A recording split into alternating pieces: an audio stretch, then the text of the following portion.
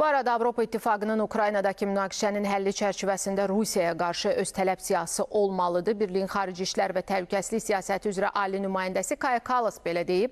O tezliklə həmin siyahını təqdim edəcəklərini diqqətə çatdırıb.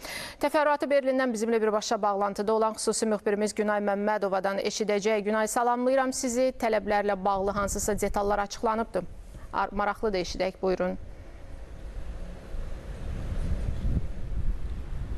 Bəli, Avropada Rusiya prezidenti Vladimir Putinlə birbaşa dialoqun bərpası zərurəti ilə bağlı müzakirələrin gücləndiyi fonunda Avropa İttifaqının xarici siyasət və təhlükəsizlik məsələləri üzrə ali nümayəndəsi Kaja Kallas belə addımların Avropa səviyyəsində əlaqələndirilməsinə çağırır.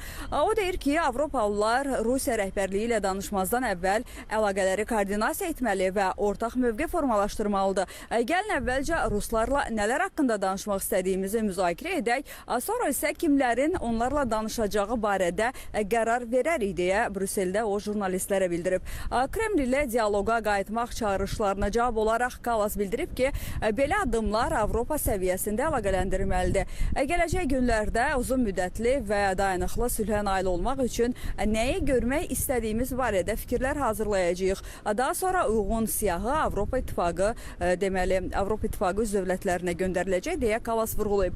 Avropanın Rusiyadan istədiyi güzəştlər təxminən söhbət bəzi hərbi, ərazi və humanitar məsələlərdən gedə bilər. Bunlar gərginliyin azaldılmasına, əhalinin təhlükəsizliyinin təmin olunmasına və münaqişə zonasında əsas problemlərin həllinə yönəlmiş tədbirlər ola bilər. Qeyd edeyim ki, Fransa prezidenti Emmanuel Macron Avropa qəzetlərinə verdiyi müsahibədə fevralın əvvəlində Rusiya rəhbərliyi ilə birbaşa əlaqələrə hazırlıq üçün Moskvaya diplomatik müşavirini göndərdiyini təsdiqləyib.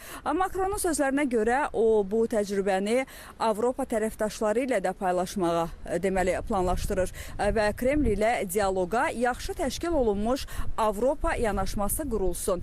Kreml ilə birbaşa əlaqələrin bərpası ideyasını digər Avropa ölkələri ilə yanaşı Baltik ölkələri və Çekiya da dəstəkləyib. Almaniya kansleri Friedrich Merz isə Moskva ilə dialoqun bərpası üzrə razılaşdırılmamış ayrı-ayrı addımları pisləyir. Onun sözlərinə görə müharibənin dayandırılması ilə bağlı bütün Avropa səyləri həm də Avropa daxilində, həm də Ukrayna və Birləşmiş Ştatlarla əlaqələndirilməlidir.